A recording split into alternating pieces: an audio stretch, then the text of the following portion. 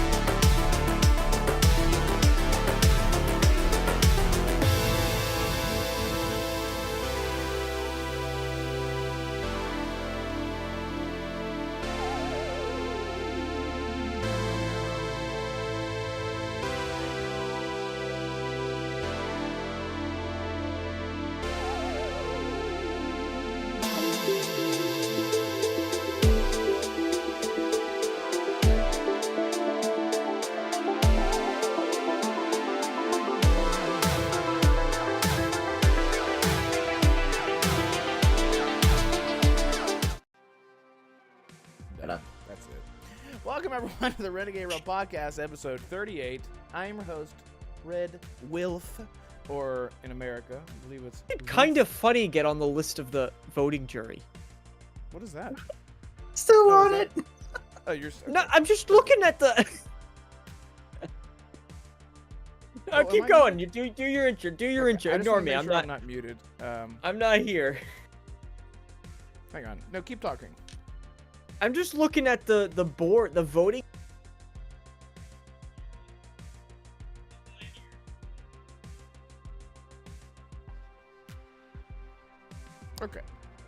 All right. Oops.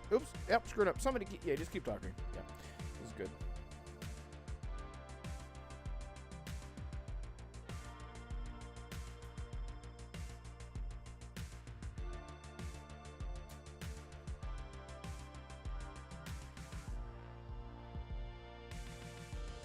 Organization on their own. Are they? They're part of Rooster Teeth, though, right?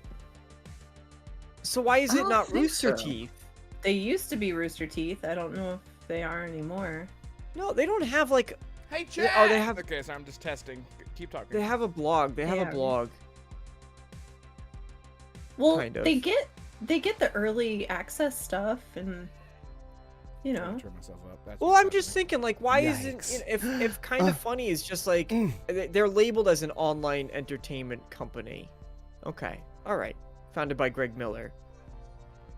Okay. But if Formerly Anyway, of IGN. I if think they're Are they everything's still working under now. Rooster Teeth, or are they separated now? No, I think they're separate. It looks like they're separate. But if they're just a YouTube channel, can like Angry Joe be a voting part of the voting jury? Like, No, can YouTubers Red and content Renegade? creators are not. I am Rooster Teeth. What? This Um, is something you should have asked Paris last week when he was here. I know, man. I was so happy Oh. to see you so happy, DeMarco. You were like, Yeah, yeah, I know. I it was, fanboyed. I fanboyed. And Oh, then I I I had will to ruin it. continue to do so over Paris. He is a great person, and isn't he a He is a good veteran? person. Yes, he is. Yeah. Yeah, Yeah. Yes. Yeah, he's like legit. Like he could. I can't wait to see him, and I can't wait to see a picture of Gaz in a headlock at by Paris Lily. That'd be. I can't wait for that day. It's gonna be a great picture. Anyway, I think everything's working now. Welcome everyone to the Renegade Row Podcast, episode 38. Really happy to be here. As you can see, I have changed things back to the old school way of doing things, and it looks better than it did before. So until I get upgraded, this is how it's going to be for a while. 'Cause that's all that I can do. So with that out of the way, let's continue. Holly / that blue number, you joined us again. Thank you so much. Good to have you. I see you've come prepared with your full femshep mode with the red hair and with a cup. So you are ready to talk about Mass Effect. I love it. How are you? What have you been playing? What you been into? Hello. Thanks. Sorry, just turning up a little bit. Thanks for having me More back. energy, Holly. It's so good to I see know. you again. I'm just here again. I've missed you. Jeez. You had so much personality. You had so much flair. And look at that cool background. What you got going on in that background? Is that a new Coca-Cola bottle I see? Oh, Oh God, my ears. chat. This is the first time they've seen this. I swear. I've got my Nuka Quantum. Oh my snap. god. And my Dishonored 2 mask. Yes. Just waiting. I know there's a lot of shiny, but Oh, that's it's gonna join the thing at some point. Yes, I'm working on it, man. I'm working on it. We need Arcane Working Realm. on it. Arcane Realm needs to just pop in. He needs to be. probably He needs to be. cry. Yeah. He needs someone Yeah, notify yeah, Arcane. when he has that. Yeah, that's probably what he looks like. He just had it like scalped to his face or grafted to his face. I don't know. How But he has surgery works. he has Eats Dingo. through the holes like straw. Yeah, Yeah, he just like- his phone numbers. Yeah. Yeah. Well, when we see him pop up, I'm definitely gonna take a second to like totally butt into whoever's talking and be like, you "Stop." should. We'll be ready. Arcane, look at this, and he's gonna be like, oh, no. He's gonna be Damarco. Hey, what you got? So anyway, Holly, what have you been playing? What you been into? I've been playing a lot of COD, and I've been trying to get back into Alan Wake 2. Did you get all your achievements? Did you find all your useless collectibles? all my oh dear mugs and all your stuff. maps, Yeah. all your weapons that were collectibles I'm- somehow?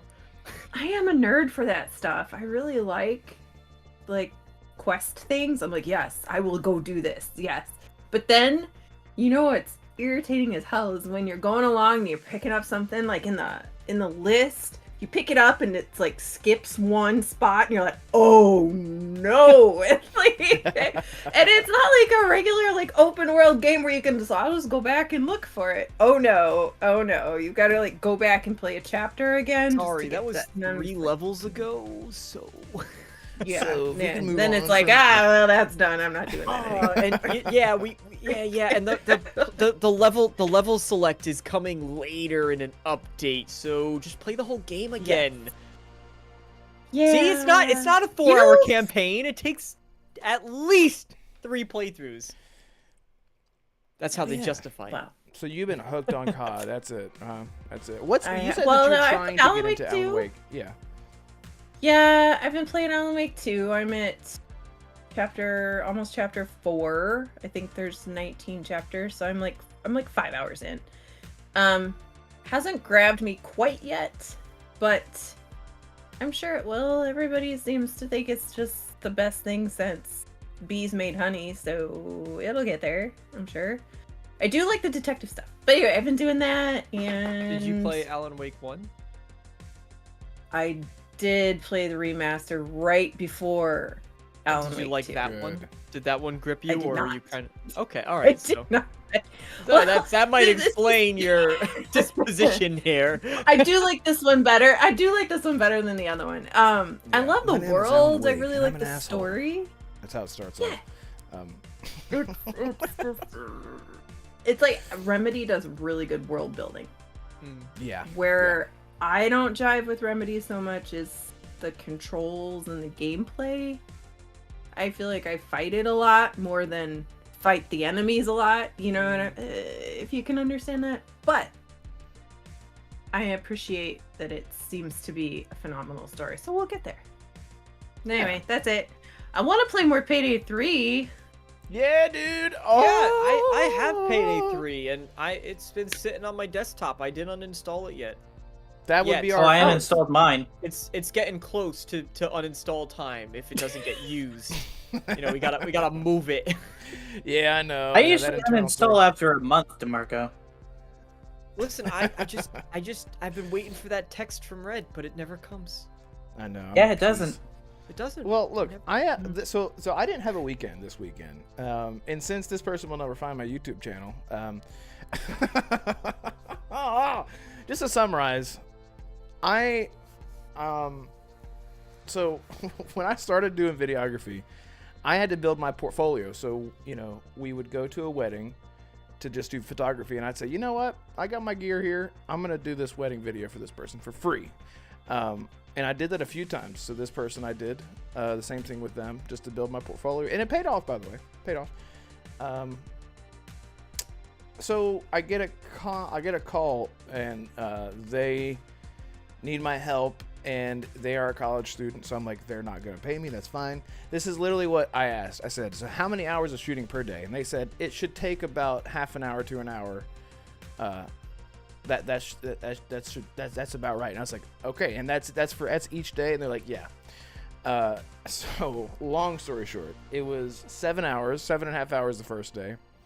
It was the second day was like 5 hours or something like that. Anyway, so good. So karma. So I got good karma coming my way, baby. That's what I did. So you know what? That's my excuse this week. So next week I'll have another excuse of why I didn't invite anyone to play Payday.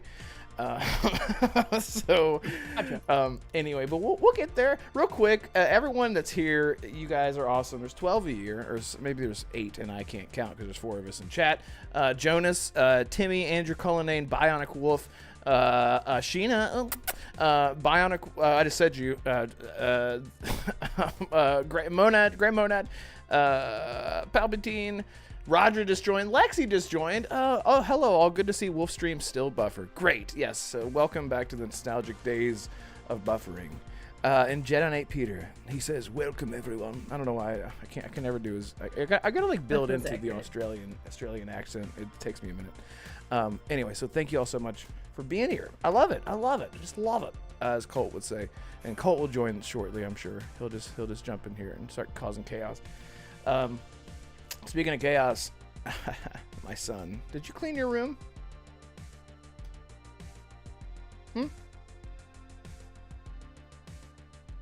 Alright, are we still doing this whole father-son roleplay? What do you mean, are we doing this? This is for life. Do you want me to send you back to your mother's, or what are we doing? Don't make me say it again, Red. Please don't make me say it again. Did you? You know, this is what happened a couple of weeks ago. No, God, no, we're not doing this. We're no. No, How no. have you been, man? What you been playing? Well, Red, you should know what I've been playing. So, yes. I've actually been playing The Witcher 3, Wild Hunt, Yeah. and I know. I'm really enjoying it. Yeah. I actually jumped into a party with Assassin and said, before you start. And I ran through all the annoying little options for immersion and whatnot. The quality of life stuff that they added. And then you turn them all I turned off. some of them back, Red.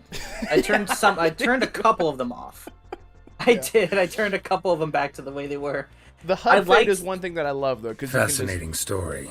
Any chance you're nearing the end? I'm so sorry, Geralt. Yes, sir, I was we just are. trying to I'm tell sorry. them about how great you are and beautiful you are is all Yeah. I'm trying to do. Your sexy voice, Doug Cockle. Anyway, yeah. So you've been playing it. Your first time, right? Like it's your first time. I tried it before years ago, but I forgot about how it was so much that I just it felt like I was going through it for the first time a few days ago. So Yeah. I'm going to count it as my first time, even though it technically isn't. Did you yeah. finish it the I've first also been time? playing. No. Oh. I only I probably only played 15, 20 minutes of it a few years ago and just never picked it back up. Yeah. But after Netflix just dropped the animated film trailer, I thought maybe now's a good time to try to get into it, and I have been. I've been playing it almost all night. Last night, just going around White Orchard, seeing what's new I was before I just go about to to ask where Valen. you were. Yeah, that's awesome, man. Yeah, I'm in Valen. That's fantastic. I love all the hearts people are slapping down there. I love that. Keep doing that. I like that. Everybody hit the like button. I don't even have to ask you guys. I'm sure it's already been done, and I really appreciate it. Yeah, look, seriously, we're right. Thank you. So Marco, you haven't been playing anything, I bet. You are right. Yep. No, actually, so I have done a wee bit of I've done a wee bit of modding recently. Ooh, that is scary.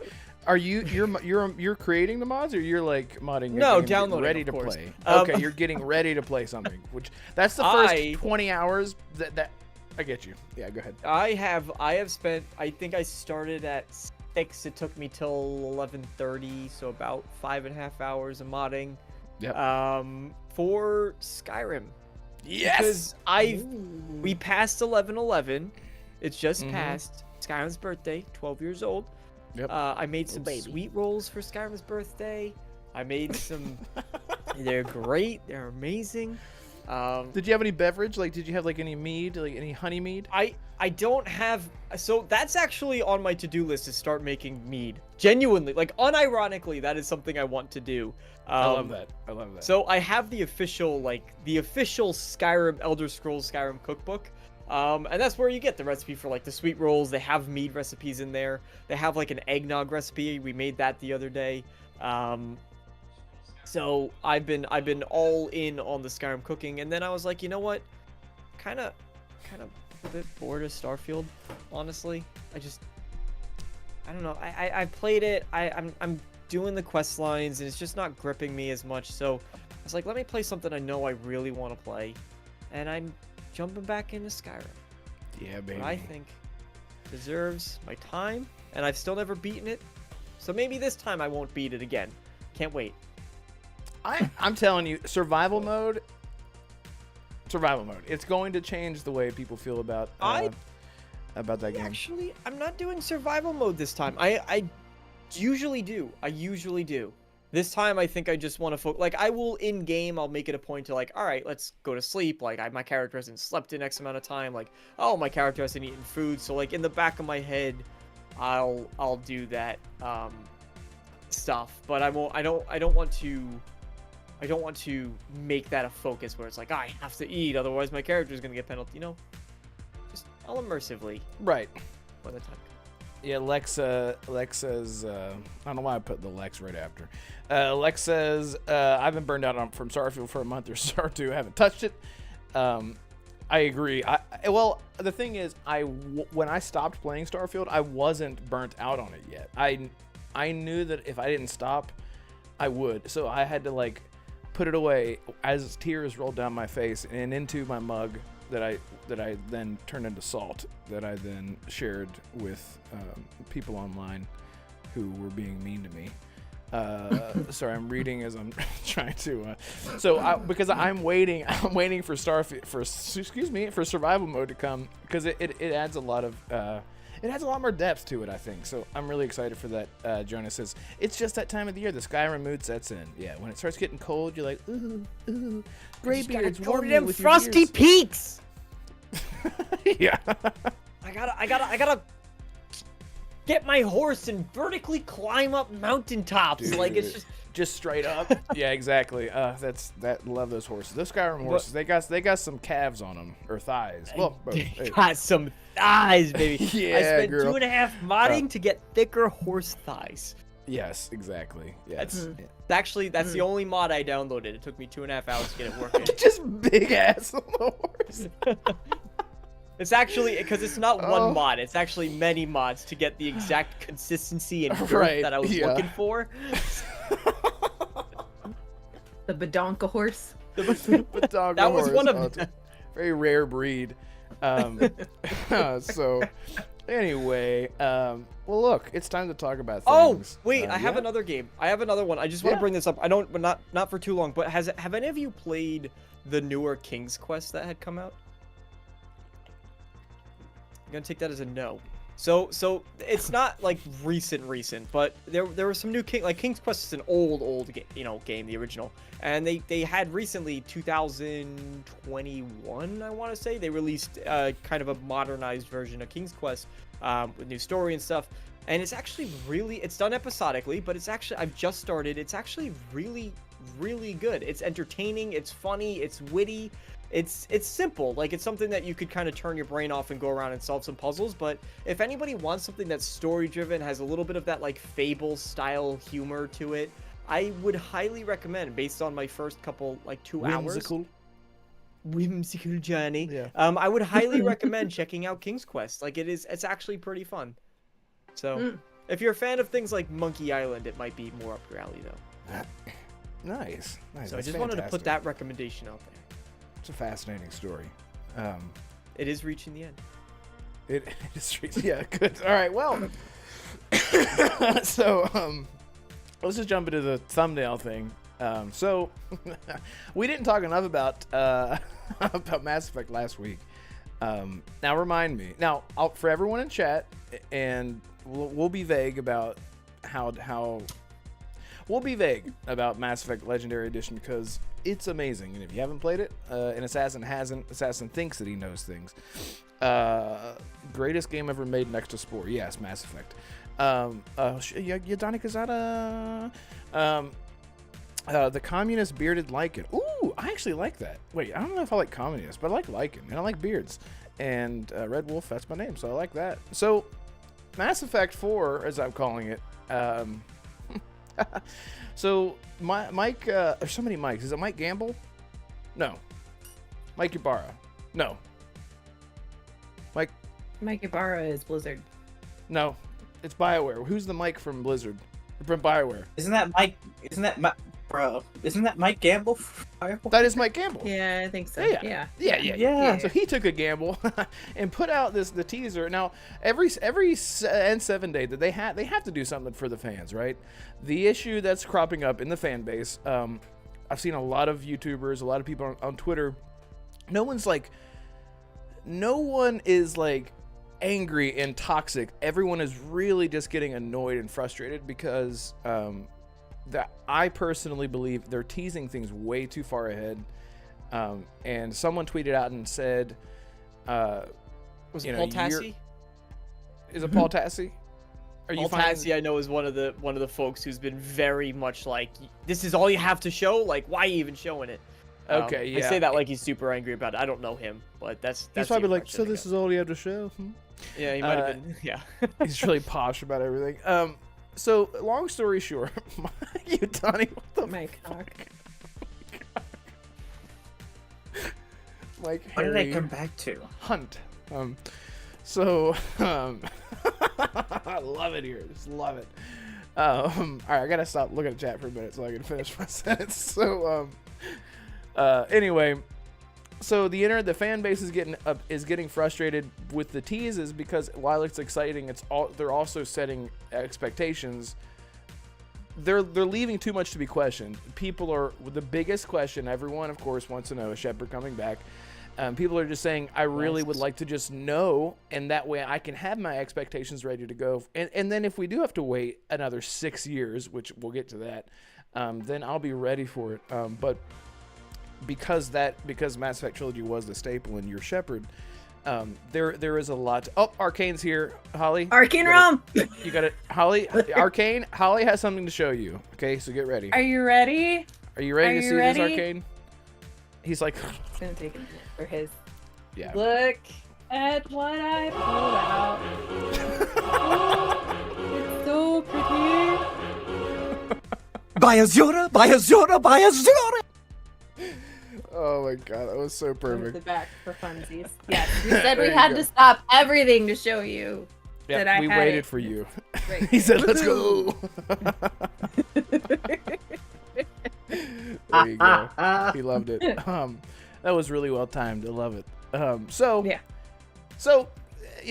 I think at the bottom line that I'm trying to get to, I think that they should really. It's called dang. That's a ding dang dang. He said. I think that they're showing too much and not explaining a whole lot. And his response to someone on Twitter was, "There's a lot there. Everything there is intentional if you want to seek it out. There's a lot of info to grab if you wish to find it," or something vague like that. And so Jeff Grubb then came out a few days later and said, Dragon Age Dreadwolf isn't coming out until supposedly next year. Well, Hopefully, actually, right? Yeah, there's please more to that continue. story. There's Go. more to that story. Take it away. So Timmer on Twitter, who friended the show, and that was not a joke, but Timmer on Twitter discovered in somebody's LinkedIn bio that they had a listing for Dreadwolf to be released sometime in 2024, which was then promptly removed. Oh, And it's now changed to it's now changed to something generic, like release date TBD or something along those lines. Right. Colt. Hey, Colt. Colt. Colt. Brett, he said I insult Mass Effect Trilogy led. Colt and I have been Colt. talking about Mass Colt. Effect. Colt. Colt, look. All right. Ooh. This is my other goodie I found in Did my it say chest of Jones? goodies.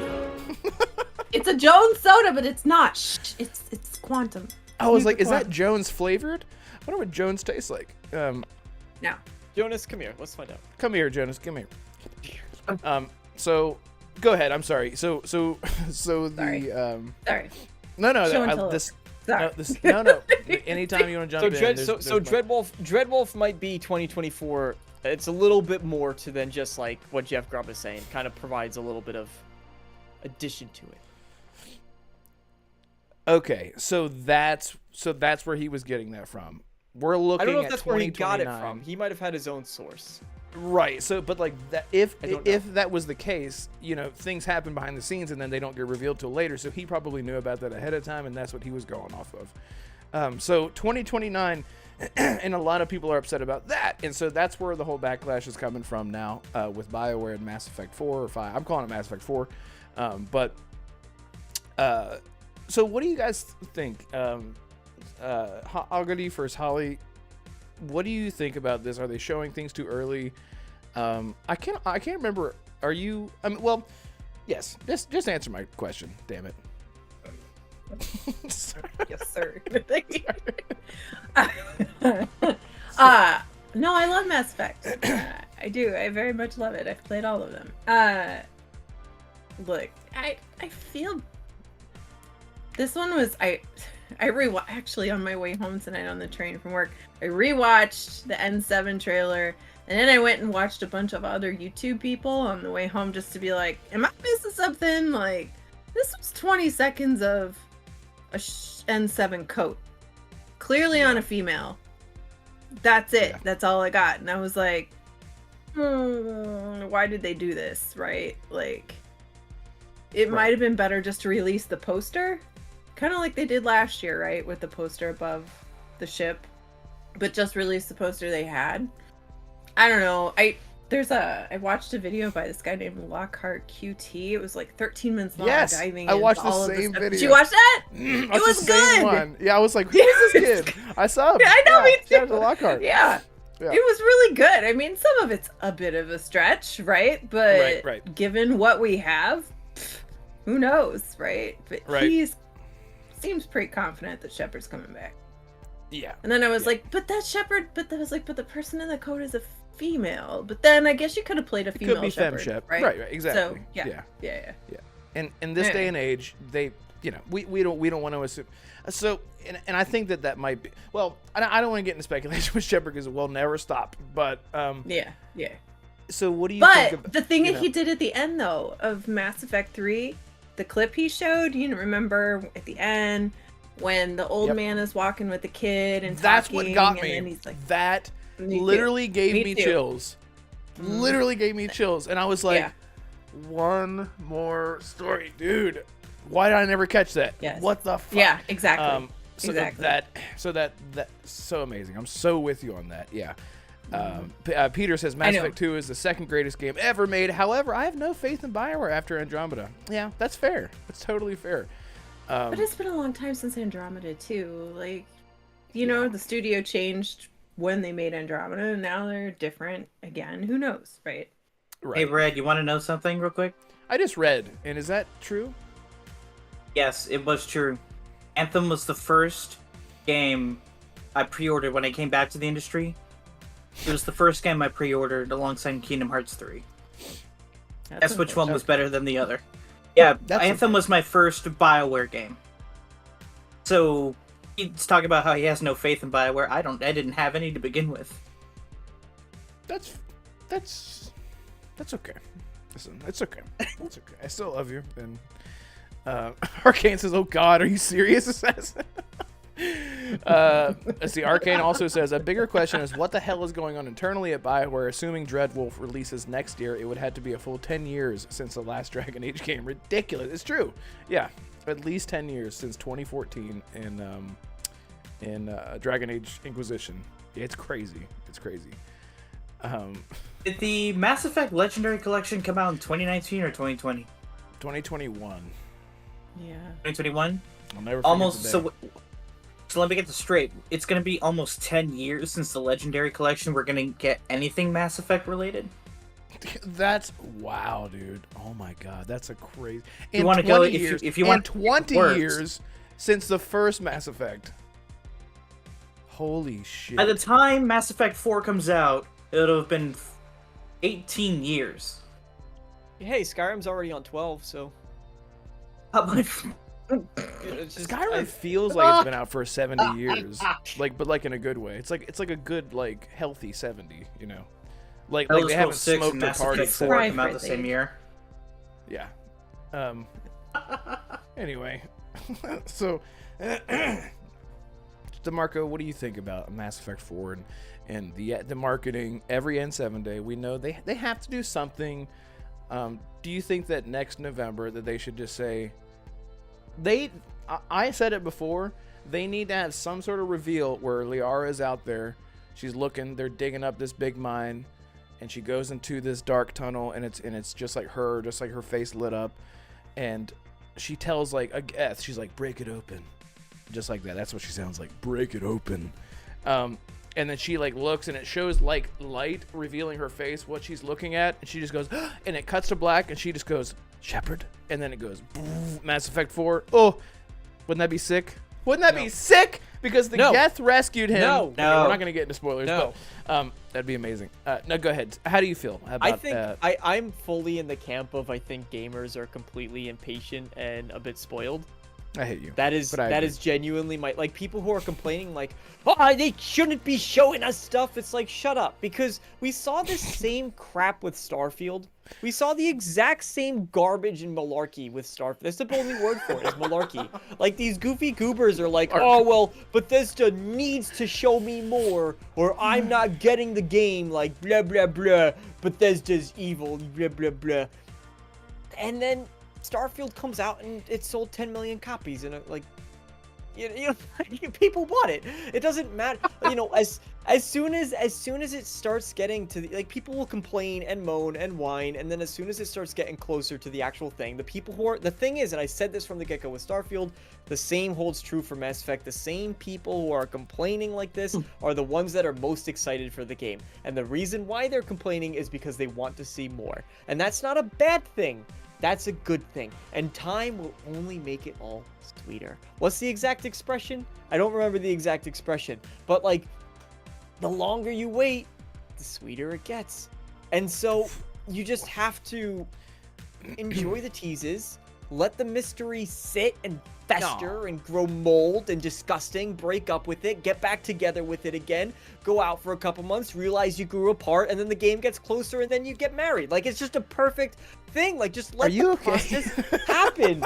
No, I Are you projecting? No. Okay, well, so just real quick, because and I'll let you go. All I'm saying is that Yeah. stuff is great. I don't think spoil Shepard. That ties into Shepard if that's where you're going with it. Okay, that's what I was gonna say. What people want to Don't know is, are they no, back, just- and then we can be excited. Everyone can calm No, the hell that's down.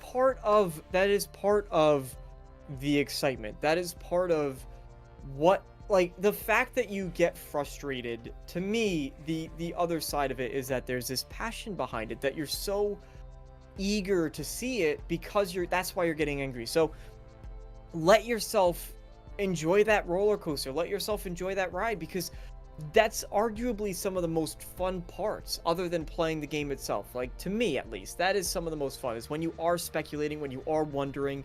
And for Bioware to just, the fact that Bioware has people questioning it this much, where people are saying, oh my god, is that female Shepard? Is Shepard in the background? Like, they're looking at that image, they're analyzing and zooming in, and they're trying to find every nook and cranny. You know, they're looking at Mike Gamble's tweets, and they're seeing what he's responding to, what tweets he likes, what tweets he doesn't like, and they're trying to discern what he actually, you know, what he's teasing himself there. You know, the fact that they can leave people in this much suspense, I think, is a good part and a healthy part of the journey. I like the discussion I see. I like the debates. I like to see the people who are friendly arguing with one another. That are like, that's female Shepard. It's like the meme of the person in the restaurant and the cat that's just like, and the woman screaming at him is like, that's totally Shepard. And it's like, no, it's not. You're right. You know? I like that part of the discourse. I think that's healthy, and I want Bioware to continue it, even if it makes people frustrated. I think if they reveal it suddenly, I think there's enough teases in there, like the fact that Liara comes across the helmet. That in and of itself right there was like, okay, Shepard's coming back. He's coming back. In some form or another, he is going to have a presence. And Mark Meer is going to be there too. And the longer they keep that a secret, the better. And if that's what's going to determine your excitement for the game, and they hold that up until, like, the game releases, that to me is better. That's more exciting to me. Okay. Yeah, a lot of people so far are saying reveal it closer to launch. Assassin, what say you, young sir? Well, I don't really have much to say about Mass Effect as a whole, because I haven't played that trilogy, so I'm going to let you guys in the chat discuss whether Shepard would be if it would be a good idea for Shepard to return or not. But the thing I want to talk about when it comes to this topic is, when it comes to revealing a game too early, we've already felt this before. Because I was actually talking about this with Jedi Knight Peter a few months back for the Xbox game showcase, because if you look back at the 2020 showcase for Xbox, it was Fable, there was Avowed, State of Decay 3, and those are games we had not heard from for years. And we as Xbox fans, we have been asking, where are they? Like, when are we going to see them next? Like, are we going to see gameplay? Are we going to just see a cinematic, like, view of the world? Like, what are we supposed to see? Because a lot of people have been framing the Series X generation as like an Xbox 360 type generation, right?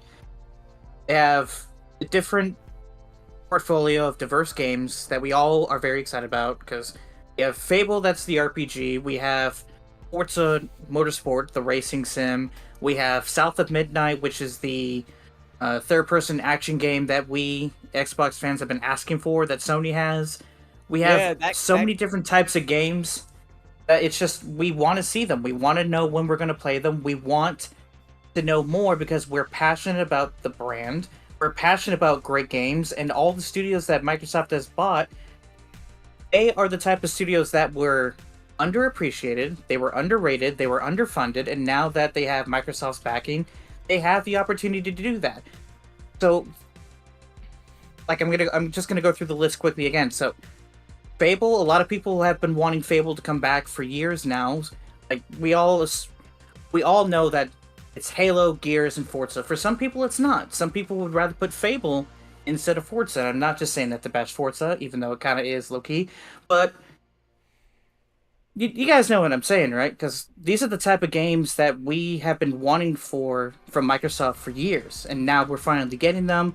We've wanted Obsidian to give us like a AAA RPG of their caliber, of their writing, and everything good that they've done. We wanted State of Decay 3 to come out as the premier State of Decay experience that Undead Labs had promised since the very beginning. Everwild from Rare, it's something different, it's something unique. Rare has not had something like that for a long time. I don't even remember what game they released before Sea of Thieves. So, it's just revealing games too early. And I know Microsoft's situation was different than Bioware's, because Microsoft, they needed to show off the games that they needed for the generation. Bioware, and I saw this from PC Gamer, and I couldn't agree more. Bioware is flaunting, I'm just paraphrasing here, they're showing off Mass Effect 4 and Dragon Age Dreadwolf like they're on a victory tour when they should still be on their apology tour. Like, they really should be trying to gain the trust back of their community, and just doing teases like this, and then we hear from another trusted source, which is Jeff Grubb, saying that, oh, well, this game's not going to come out until 2029. That does not inspire confidence in your community. Actually. I think, just to interject for a little bit, I think that people like Jeff Grubb who are saying those things are actually more the problem than the developers announcing things early. And the reason why is because if, like, Lexi said it in the chat, but it's also true. Like, they announced that early because investors, which is a big part of it, but also to attract talent, because it's much easier to say, hey, we are working on the next Dragon Age game, and fans of that series are going to turn around and say, well, I want to work on Dragon Age, and then there's positions open. They could say, yes, we are hiring for Dragon Age. They don't have to be, we're working on this secret unannounced project. And I think that attract better talent. But then, you know, if, for example, Indiana Jones, right? And maybe not the best because, I don't know, maybe there's just not that much excitement for Indiana Jones to begin with. But something like Indiana Jones just goes completely silent after its reveal tease. And no, I don't really see people batting an eye. And if they did, it might have been like a couple years ago. Like, you know, the year after it was released, it wasn't there. The second year, it wasn't there. Now the third year, no one's going to really say much. Kind of slips to the back of your mind. And that's okay. But people will forget about it. They'll move on because there's so many exciting games coming out. Again, I genuinely believe that it's more of a fan problem than the studios. But that's just my take.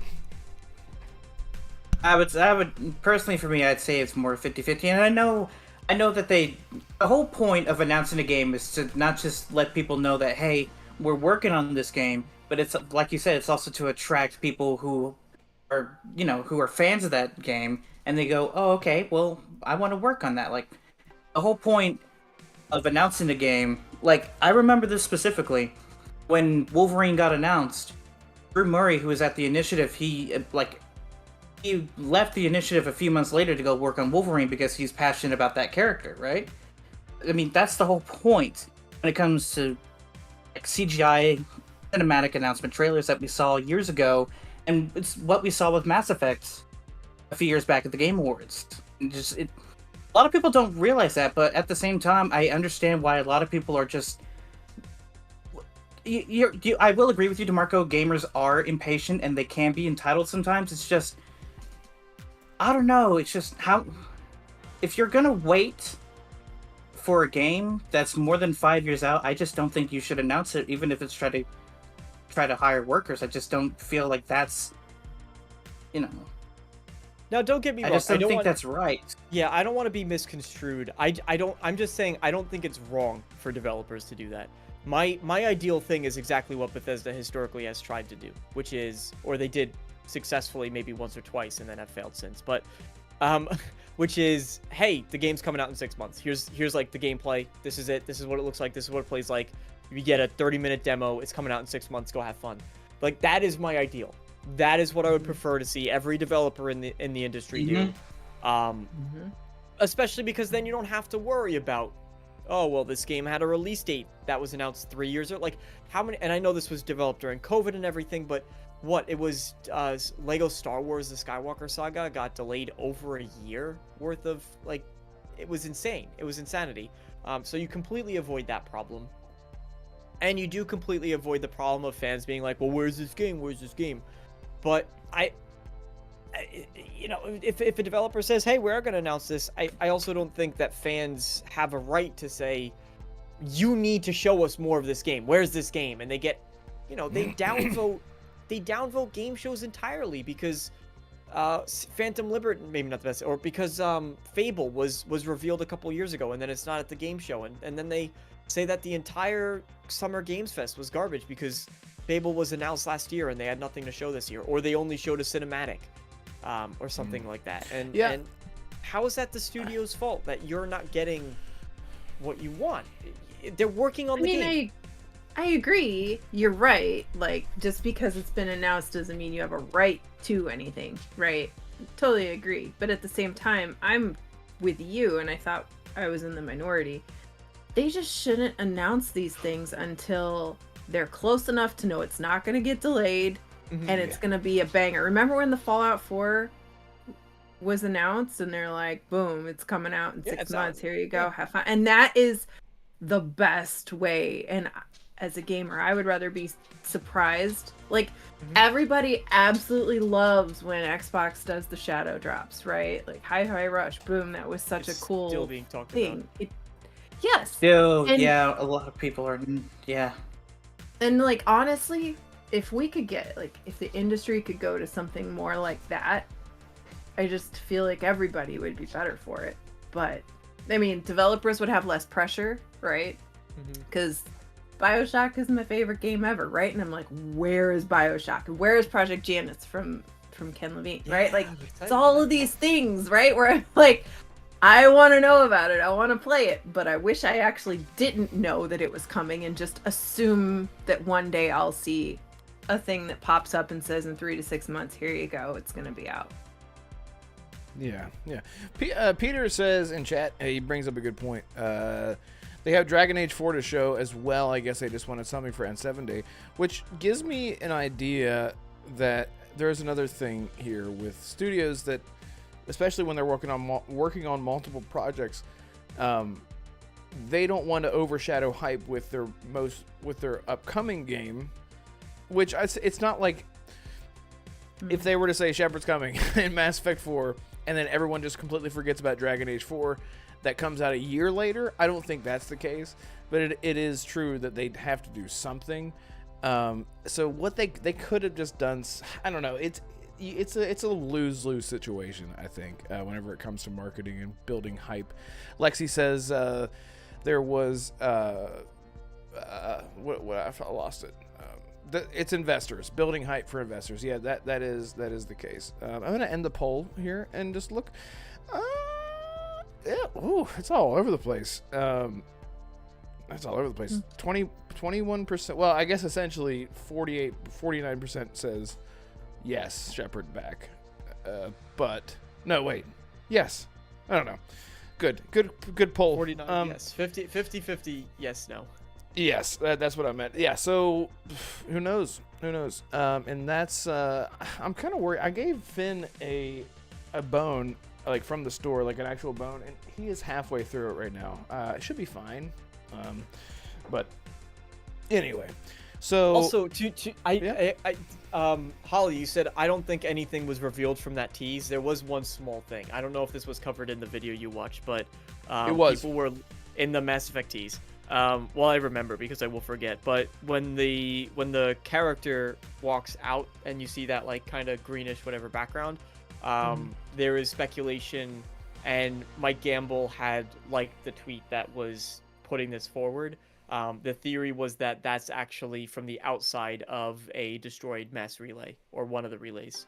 I don't know if it was the one under construction or if it was one of the destroyed ones. But they did say that kind of aligned with. And Mike Gamble liked the tweet, so that's part of what people were like, ooh. Right. Must be true. Must be true. That's it. Yep. That's all you need. Peter says the setup for Peter says a lot. Not many studios have power over having a day dedicated to them and their IP. I guess they want to keep it going. However, now we're talking about it for the wrong reasons. The setup for Dreadwolf and Dragon Age 3 was great, and I think if they scaled Dragon Age 4 down to a more linear experience like Dragon Age 2, I think the game could be amazing. Yeah, man. I don't know. I want it to be big. Could not have said it better myself, Pete, and you're going to get that linear experience because apparently Dragon Age 4 is going to have God of War type of linearity and combat. Please. No. That's good. God of War has it down. God of War, I'm just saying, God of War has such a nice flow to it. Like, it has some discovery. You go out and you do some side stuff. It's not bloated. It doesn't feel too much like where there's just nonsense. Like, Spider-Man's world is bloated even though it's open. And there's, like, cool New York and swinging is fun, but it's bloated. Yeah. I don't like it. That's the problem with Ubisoft. A lot of Ubisoft games, like Far Cry, I love the God of War formula. I think they have a great medium. I really do. Okay. Well, look, that's a lot of Mass Effect talk, and I could keep going, but I won't. I can't. I can, but I won't. But I can't because, anyway. Chat, everyone, you're awesome. Thank you guys for hanging out, and you guys are this is the most active I think I've ever seen our chat, and I can't keep up with everything. That's when Andrew Cullinane says Fable was gameplay. 2, show me everything. I don't care if it's 10 years out. I want to know what's coming. Yeah. Yeah, fair. Sorry. You know what would be cool? Sorry. You know what would be cool, though, is if, they do, like, I've been retweeting a lot of art that's been dropping concept art from a guy who worked on the concept art for Dishonored. I somehow ran I saw into your his account. tweet. Yeah. There was like 5 or 6 of them. I was like, these are amazing. I want to print them and like put them on my walls. But it would be cool if they just showed concept art during the conceptual phase, right? It's not a commitment to anything, but things they could get feedback from people, but it would kind of help placate a little bit of what's going on too, I think. Yeah. And it would sort of give an insight to the ideas that they have or had, because of course conceptual, that's like 5 years back by the time that we get a release with the way the games are developed these days. So I agree. Concept art is always fun. Bethesda always does really great. Bethesda throws out like 15 pictures with their kind. We're like, oh, you're gonna have a trench coat and be able to wear a tube in your nose or whatever. And it's just concept art. It never. Yeah, you could have a nose in this game. Wow. That is that's what the some first of the thing they did. speculation got to, though. It was kind of sad. People were like, Yeah. "Oh my god, like there's hats." It's like There's hats. well, Does that mean that there's acid rain to protect your face? Yeah, I don't know. So, anyway, so I'll jump to who wants to go next with their what else is going on in the world of games and whatnot? Any fun, crazy stuff? My topic is going to be the longest for all of us, so I think either Damarco or Holly should go. we could kind of breeze through mine a bit. We could get through mine, which is the fact that now there's a company that's near and dear to my heart because it has one of my favorite characters of all time. Red, do you know what that character is? Near and dear to your heart, and it's a character. Near and dear, it's a character and it's a from an IP. from an IP. Okay, give me a hint. No, it's I've mentioned it before. It's part of it is part of one of my favorite like trilogies of all time, either from film or gaming. Is Lord of the Rings, and it's Hayden Christensen who plays the elf with the bow. Okay, all of that was disgusting. You just got every gamer in the world, or not every gamer. You just got every like Tolkien fan in the world. I know. Yeah. Furious. Yeah. Sorry. No. Go ahead. I can't. Well, speaking remember. of the elf in Lord of the Rings, have you seen the little tidbit of what is it when at the end of the Lord of the Rings, like when Legolas walks into the room and then Frodo's happy to see everybody else, and then Legolas comes in and then he's just like. And has no acknowledgement, and like the meme is that like Frodo was never friends with Legolas, and they never say anything to each other for like the whole movie either. I saw a short. I didn't watch it because I'm going to get into the trilogy again because it's been so many years since I've watched it again.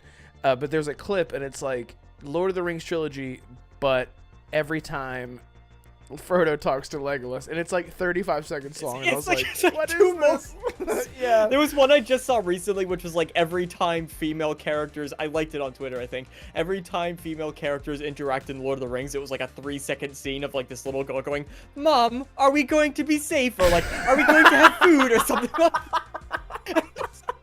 It just cuts right away to the credits like Lord of the Rings. Dun, dun, dun, dun. It was hysterical. It was so funny. God. I sent it to my friend. I was like, "Good, no women in my fantasy games." The amount of oversight. The way it's supposed to be. It's so crazy, man. It is so crazy. But yeah, anyway, no, near and dear to my heart. It is the Divergent series, Yodani. You're right. No, it's Batman. It's Batman, part of WB. Oh God, I'm an idiot. I should. Part of WB, and WB recently said that they are with the CEO, who's a complete knucklehead and a goofball, a wingnut, and a knucklehead mixed Yep, a goofball, a wingnut, and a knucklehead mixpazitron all in one. David Zaslav said that they are in their recent earnings call or investor meeting. They said that they are doubling down on live service games because they have not yet tapped into the potential of earnings that these games can make and the profitability that they can return. And so they are going all in on increasing their live service projects. Meanwhile, and I think that's the most ironic and stupid decision of all, because you have something like Shadow of War, Lord of the Rings Shadow of War, which introduced loot boxes in their single player game, and it completely that is one of the there's like a trinity of games that really pushed loot box and the conversation around loot boxes to the edge. That was one of them. And it really just hurt WB so bad as far as excitement for that franchise, and I think that's why we haven't seen another Shadow of Lord of the Rings game in that style, because of that decision to incorporate that live service element. Then you have, of course, Suicide Squad, where you're just shooting the purple pimples all over the map, and it's already going to have your in-game store with your microtransactions and your battle pass and your cosmetics and your shop and buy them all. Yes, you have WB NFTs that they tried to introduce and then basically denied, just like Ubisoft, where they did Quartz, and then they were like, "Oh well, we did it though," or something. It was just a stupid conversation. So yeah, David Zaslav doubling down on WB. The whole WB franchise as a whole, IP or studio, is in a complete shambles right now, and it sucks. As a massive fan of those characters and those licenses and those IPs, I really hope that they turn things around, and I think that starts by getting rid of David Zaslav. But any thoughts around sort of this doubling down on live service titles? Is there any good that can come of it? So let me get this straight. Hogwarts Legacy sells more than 12 million copies. Wonder Woman is one of their most anticipated games under the WB brand. Also probably going to be live service, so just saying. But yes.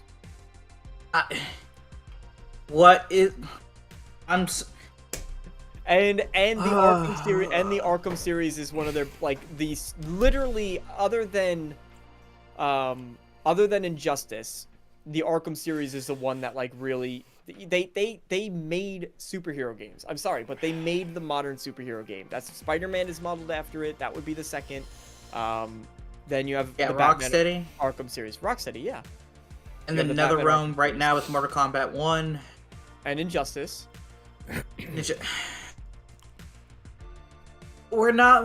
They're never gonna learn today.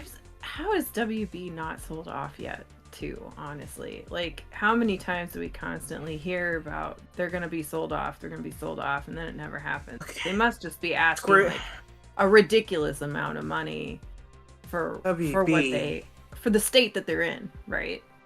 Like, Yeah. But live service, live service has a place in free games when it's not pay to win, right? I think it's fine if they have skins or whatever, right? Even, I hate to say it, but I've bought plenty of operator bundles or whatever in Call of Duty because I know I play it a lot, right? And I get whatever. But live service it's a dangerous path, especially when you're trying to incorporate that into single player games. Like, what do you...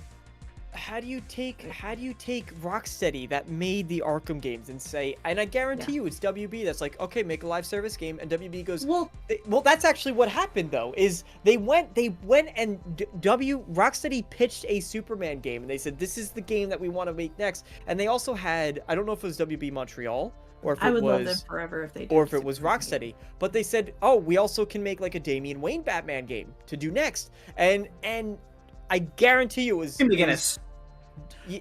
was David, WB executive said, no, you got to make a live service game. And Rocksteady said, but please, we really want to do this. And they're like, go back and come back, go to your corner, and you come talk to me when it's a live service game. And Rocksteady was like, okay. And that's why Sefton Hill left, which is the founder of Rocksteady. You had Sefton Hill and who was the other guy? Aaron. I want to say Aaron something.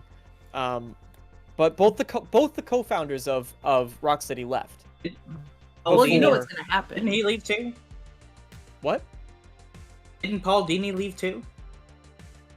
Paul Dini, yeah, he's not helping out. I don't think he's helping. Yeah. You know what's gonna happen though is it's gonna become the same thing as when Bethesda tried to force their studios to do live service, right? Like Jamie Walker was the other one. Sorry. Look at what Fallout 76 was when it launched, or Redfall, or you know what I mean? Like there's gonna be, or even factions, right? With Naughty Dog, it's just not working. It's not their thing, right?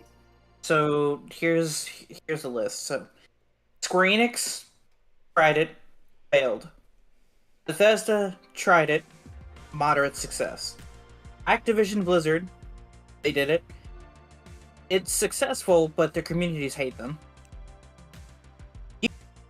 Yeah, well, to be fair, they've been addicted for 16 years, Holly, so let's just try and support them. What's another fix? So, Konami tried, failed. Epic Microsoft, Epic tried and is very successful. They're like the only ones that I could think. No, wait. I would say Epic. You still have Respawn. Like Apex Legends isn't as popular, but it still did very, very well. If the studio is not passionate or doesn't have the experience in making a live service video game, they should not try and make a live service game. And to be fair, Warner Brothers already has one, but for some reason, they decided to take it away to release it in a 1.0 update, and I'm pretty sure you guys don't know what I'm talking about, but Multiverses. I was gonna guess Multiverses. You didn't take long enough. God damn it. Man, Excuse me. I loved that game, but and then it was broken because Velma. A lot of other characters. Out of all the characters, bitch. Out of all the characters in that lineup, Velma had to be the one that's broken. There was like this exploit where she would activate her ability and like crouch at the same time, and then you couldn't get near her. So whenever she came towards you while jumping, she would just push you off the map. There was like this invisible. It was just a glitch, and people were just like, I was like, this, fuck, Velma.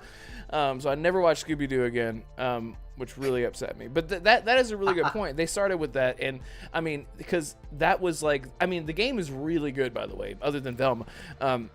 But it was like their version of Smash Bros.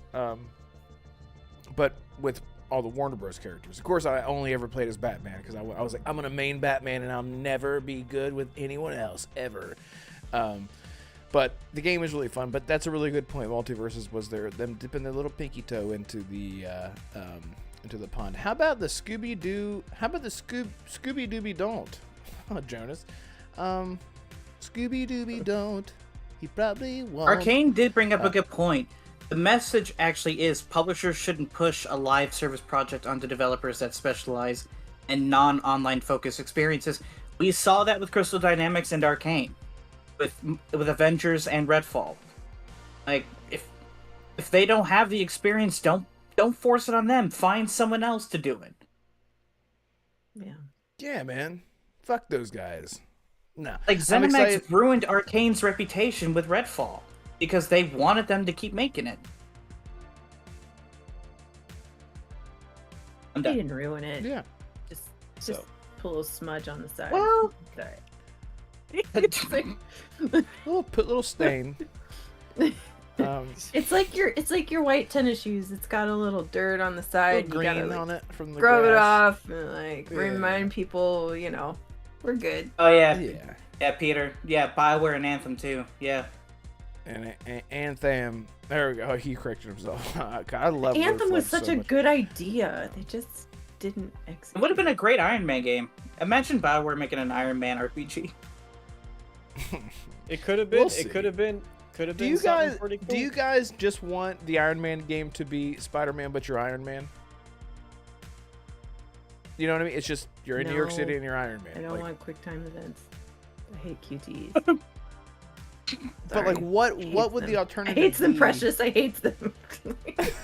I hate was buttons. just listening to the audiobook of Lord of the Rings, and it's narrated by Andy Serkis. And he didn't Oh. I'm not like I just started it, so I'm in the prologue. And in the prologue of that book, they explain like the events of The Hobbit, like the original Hobbit books. And that's the line I just paused the video on, where he's like, talking about how Bilbo runs away with the ring, and he's like, "We hates him forever." Yeah. I thought you were gonna say at that point in Lord of the Rings where Frodo goes, "I hate QTEs." Yes, was that my part favorite too. part. Jonas actually, fun fact, I haven't Jonas got there actually yet. does a pretty good Gollum impression. If he's ever on the Jonas show, now he does? has to do it. Okay. You pretty much like just had to become Meatwad. You're like, yeah, and then you like turn it into like a. Yeah, I don't want to do it because I hate doing impressions. So, is there any more on that? Any other thoughts on Warner Bros. And their monetizations? For David Zaslav, and get your crap together. For the developers, not just for the fans. That's my last one. I sent out a big long essay tweet on this too. I was like, just Ooh. like for WB leadership, get it together. Not even just for the fans and the players, but get it together for your staff that will inevitably have to deal with the backlash and BS that comes from the fans when they release this stuff. Because then the developers have to deal with it, and then there's going to be the layoffs and the budget cuts and this and that, and like, because you have crappy leadership pushing horrible decisions, and the people who have to suffer are the ones that didn't even want to be doing it in the first place and probably had a much better vision on their own to begin with, and that's where I feel like the real cruelty is. So that's my last words on it, but get your Give stuff. me Spider-Man, or give me Superman too, please. Just for the Give me love of anything Pete. else. It's like, Yeah, sell it off to someone or something, man. I really Yeah. want a Superman game. The issue Did with you the see Superman what, game, of course, is like the enemies, right? Like he's gonna have to be fighting robots and super empowered magical enemies and stuff like that, which is fine because of what would you be doing? Just running around being like, "Stop, citizen, or I'll blow you." I mean, like he'll like. Sorry, No, you gotta have phone booths that you pop in and out of to Right. change your clothes. Dude, like, what if you like went to work? You had to like do like these little mini games, like in Bully. You had to like get your shit right, or your boss comes and yells at you, Clark, and he's like, "Fuck," and then he just goes off and turns into Superman and starts punching a bunch of buildings in half. No, reverses the world back a few hours so that he could have another. It's just Superman, but the midlife crisis version, like where he is just like dealing. He's been through everything. He's defeated everyone. He's just trying to get through work. And Lois is mad at him. She's cheated on him. He cheated on her. They have a kid, but the kid is like, you don't know exactly what's going on with the orientation there. So there's I some swear heat. we're going to get a The Boys game where you like play as Oh. Homelander or something before we get a Superman game. The Boys Disgusting game would thought. be I mean, amazing. Depression. I at don't its know how you finest. make that though. I don't know how Well, you make that and it and not make be, like, it true rated to A. canon. Right, Yes. yeah, that's true Yes. too. Yes. Have you guys been watching Gen V? I will. Oh. No Not yet. spoilers. Keep. Not yet. I'm not gonna spoil it. It is so Not going damn to. good. I was so skeptical. I and just finished Arcane, so oh my Boys god, is it's next. so good. Damn, it's so good. I broke my bracelet. You know what so, else is broke? The nominations for the Game Awards completely Yeah, broken. yeah. Assassin. Oh Tell us wait, about that. I was about to say something about WB, but Oh, okay. no. No, No, I was just gonna point out someone. I think it was Palpatine said it in chat. He said, "Looks like someone needs to be bought by Xbox," and I just want to say, no. Like, here's the thing: Microsoft has been buying studios and publishers that need the help, and that's fine. The problem is, it seems like every studio and publisher has a problem. And if we're just gonna go that route, they're just gonna buy everyone, and I don't want that. So that's just all I gotta say about that. But yeah, the Game Awards. The nominees for 31 categories have been announced, and just like clockwork, but for some reason someone added in a bunch of extra spice this year. A lot of games got snubbed from certain awards. Some nominees just don't make sense. Why is that? But, well, see, here's the thing. A lot of people, in particular, the Game of the Year nomination, I mean, we had a lot of people upset that a particular RPG from one of the most respected RPG developers didn't make the cut. We had a lot of people upset that new IPs like Hi-Fi Rush didn't make the cut either. Or a game that actually reinvented itself in a good way, like Final Fantasy XVI didn't. We had a lot of backlash from the community support section. For some reason, they decided to nominate Bungie for Best Community Support, which, if you've been watching the news recently, Bungie is not exactly in the best... They're not seen in the best light by their community right now. And then you had something like the Best Indie. There was one nominee that, although it looks like an indie, it was published by a AAA corporation. It's just a mess. And we were talking before the show, but Holly, you mentioned a certain coach in the Best Esports Coach nominations. Like, even he had to come out and say, I wasn't really a coach this year, take me off the damn list. It's just, what is going on behind the scenes at the Game Awards? Like, what are they? If you look at the nominations for all of these categories, you just ask yourself, how out of touch is the gaming media with the gaming community? And you have your answer just by those 5 things alone. I don't know what some of these journalists were thinking when they put these nominees in these categories. It's just bizarre. Why would you put Lies of P in the RPG section? What? It's not an RPG. It's a Souls game. Spider-Man's an RPG. It's an action Everything's an Souls RPG game. now, don't you know? Hi-Fi Rush is an RPG. Dead Space is an RPG. Yeah, exactly. Starfield is an RPG. Because anything Even with a though that skill tree is an technically RPG. Yeah, well, Peter did bring up another Hogwarts Legacy. A lot of people were upset that one didn't make the cut either, but we know why. Dude, I literally was talking about this with Zocker and Colt and Hargy right before we started this. That game, everyone was playing that game. Even if you weren't a fan, everyone that whole ass week for the next, like, the week and a half, 2 weeks, were playing that game, talking about it every single day, including me. And I like Harry Potter a lot. Like I watch all the movies, I liked him a lot, but I'm not like a big Potter head as they call him. But that took the world by storm, and they damn well why that shit wasn't on the list. It's because of the controversy. And Hargy says it's because it was an 80 on Metacritic or whatever. And I said, but dude, I don't know. I guess numbers talk, right? I can hardly argue with it. But what does Elden Ring, Metacritic have to do with a nomination for a game? this is where the Honestly. politics come in, and this is why I just hate the Game Awards anymore. Demarco and I were talking about that. Like, there's a little part in us where it's like you want to be like woohoo. Yeah, there's this side, and I see it, and I see these games going up on stage and getting celebrated, and I look at it, and I'm genuinely Woohoo! it's just awesome, Thank you.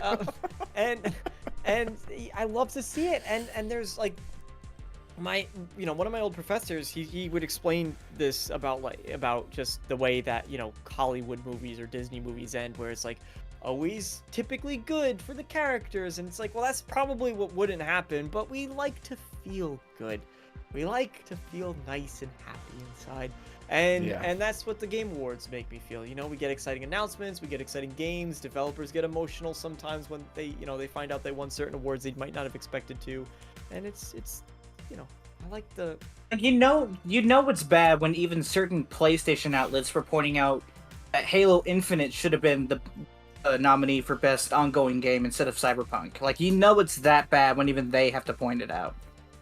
It's just what these nominees just don't make sense. They just don't. So And I'm just so confused. So the nominees are done by a voting jury. Assassin, you had pulled it up earlier. It's what, 157? Did you say? 120. 120 gaming outlets and 120 organizations. different gaming outlets and organizations, and among them, like, I have the list here. There's from all over the world, right? Of course, the U.S. is predominant. But you have Digital Trends, just a couple: Entertainment Weekly, Digital Trends, Game Ranks, Game Informer, Giant Bomb, Kinda Funny, MinMax, The Verge, Tough Arcade, Game Rant, Wired. From the UK, you have Eurogamer, PC Games, and Video Game Chronicle. You have some in Argentina, Australia. There's Press Start, Stevivor, Games Hub. You have some from Brazil, Canada, Chile, China, right? So I think that there needs to be a more transparent process about how these games are selected, because when you have 120 titles and you're telling me that each of these are independently picking and putting in their votes and their nominations, and then we just kind of see what those nominations are, there's this side of me that's like, well, where is that? Red, you're saying it's political. Where is that political side coming in from? Like, what are these studios? What are these 120 independent networks getting on the side that's making it political? Or like, what are they avoiding, or what are they trying to hide? So Well, so now I'm all from what I have learned is that Game of the Year nominations and Game of the Year winners do gain a lot of what's the word? They gain a lot of traction. Yeah, they gain a lot of traction. They gain a lot of recognition. The investors sort of come in and say, "Wow, you really did pull off a real banger," because the whole world apparently said so. And so money is always going to be a factor with one of these things. And whenever you look at the Game Awards as a whole, you look at all the sponsors and all the ads and all the, and I get it. It has to be funded somehow, so I totally get that side of it. But it feels like, to me, it just feels like the passion is gone. So like the political side of it, I guess is money. Which is just why it just feels weird. Like whenever Jeff Keighley's up there screaming about all these great games, and then he's not even going to mention Hogwarts Legacy. He's not even going to mention Starfield. He's not even going to mention Hi-Fi Rush, which, by the way, you mentioned and said, at least for its uniqueness, you're not even going to put it up and say like. A lot of people were saying that there should be a category for best new IP, and I completely agree with that. That should be a category. We've had so many new games that, this year that in almost a lot of them were worthy of Game of the Year contender. At least They should have at least in my eyes. They should have a remake category at this point too, honestly. Like a lot of people have a problem with Capcom, taking a spot. The RE4 remake was one of my absolute favorite games this year, right? I generally do have a problem with a remake taking a spot, but I agree. it's really, really good. It was really good. Yeah, there's But- the argument where people are saying it's so different that it's really a different game entirely. right. So But then, Dead Space and Metroid Prime Sony as does well. a lot of remakes. There's a lot of remakes these days, right? Because there's a lot of really good games, right? That just need to be brought forward for newer audiences and stuff to be able to play. So I don't see remakes going away. They're just going to get bigger. So I really liked Resident Evil 4. It was my favorite Resident Evil until 2 remake. But so here's my question. We're talking about remakes now. Chat, let me know what would qualify. Dead Space for me, Dead Space was incredible for me. And I played the game back in 2008. It was amazing then too.